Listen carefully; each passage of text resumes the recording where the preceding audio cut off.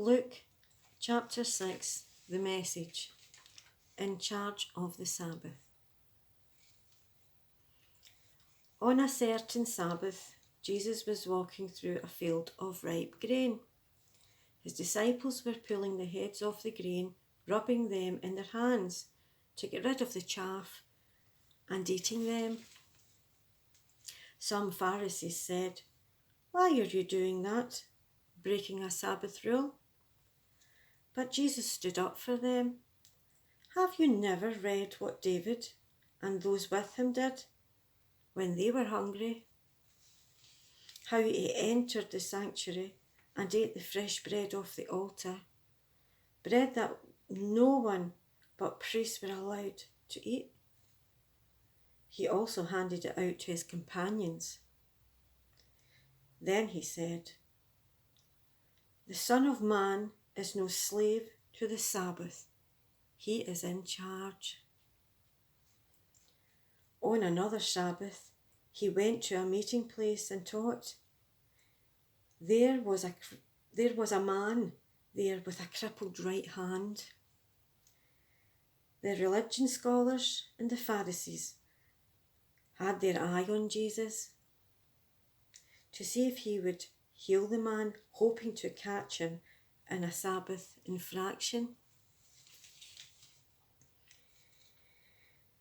He knew what they were up to and spoke to the man with the crippled hand. 'Get up and stand here before us.' And he did. Then Jesus addressed them. 'Let me ask you something. What kind of actions suit the Sabbath best? Doing good or doing evil? Helping people or leaving them helpless?' He looked around, looked at each one in the eye. He said to the man, 'Hold out your hand.' He held it out, and it was as good as new. They were beside themselves with anger and started plotting how they might get even with him. The 12 apostles. At about the same time, he climbed a mountain to pray. He was there all night in prayer before God. The next day he summoned his disciples, and from them he selected 12 he designated as apostles. Simon, whom he named Peter, Andrew his brother, James, John, Philip, Bartholomew, Matthew, Thomas, James, son of Alphaeus, Simon called the Zealot, Judas, son of James, and Judas Iscariot, who betrayed him. You're blessed. Coming down off the mountain with them, he stood on a plain, surrounded by disciples, and was soon joined by a huge congregation from all over Judea and Jerusalem, even from the seaside towns of Tyre and Sidon. They had come both to hear him and to be cured of their ailments. Those disturbed by evil spirits were healed. Everyone was trying to touch him. So much energy surging from him, so many people healed. Then he spoke.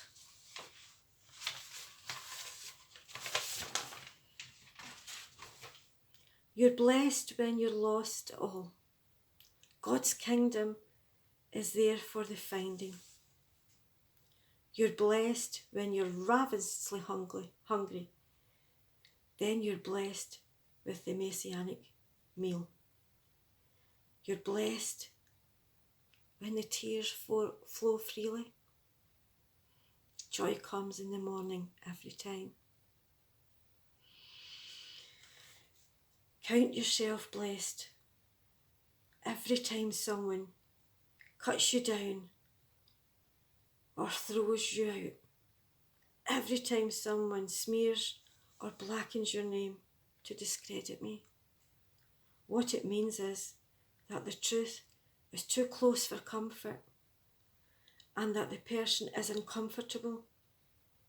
You can be glad when it happens, skip like a lamb if you like, for even though they don't like it, I do, and all heaven applauds.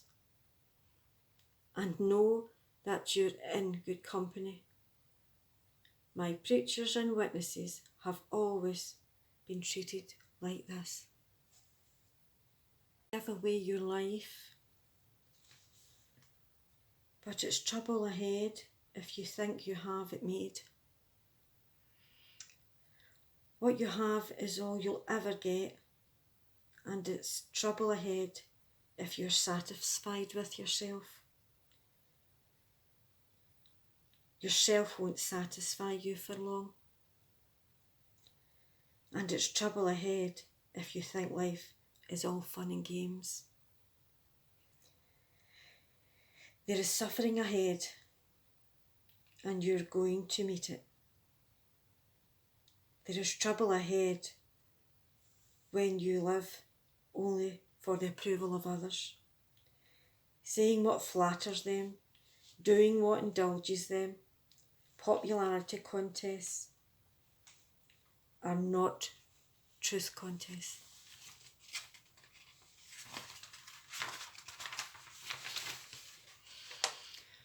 Look how many scoundrels, preachers, were approved by your ancestors.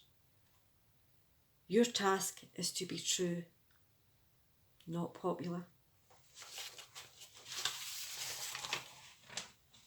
To you who are ready for the truth, I say this: love your enemies. Let them bring out the best in you, not the worst. When someone gives you a hard time, respond with this, with the energies of prayer for that person. If someone slaps you in the face, stand there and take it. If someone grabs your shirt, give Raf your best coat and make a present of it. If someone takes unfair advantage of you, use the occasion to practice the servant life. No more tit for tat. Live generously. Here is a simple rule of thumb for behaviour. Ask yourself what you want people to do for you. Then grab the initiative and do it for them. If you only love the lovable, do you expect a pat in the back? Run-of-the-mill sinners do this. If you only help those who help you, do you expect a medal? Garden variety, sinners do that. If you only give for what you hope to get out of it, do you think it's charity? The stingiest of pawnbrokers do that. I tell you, love your enemies, give without expecting in return. You'll never, I promise, regret it. Live out this, the way our Father lives towards us, generously and graciously, even when we are at our worst. Our Father is kind. You be kind. Don't pick on people, jump on their failures, criticise their fruits, unless, of course, you want the same treatment.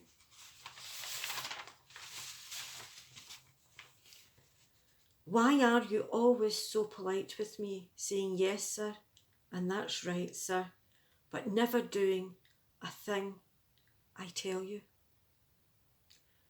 Though those words I speak to you are more additions to your life, homeowner improvements to your standard of living. They are foundation words, words to build a life on. If you work the words into your life, you're like a smart carpenter who digs deep and laid the foundation of his house on bedrock. And when the river burst its banks and crashed against the house, nothing could shake it. It was built to last. But if you use my words in Bible studies and don't work them into your life, you're like a dumb carpenter who built a house but skipped the foundation when the swollen river came crashing. It collapsed like a house of cards. It was total loss. Amen, and thanks be to God for this reading of Luke chapter 6, and may his blessing be upon his holy word.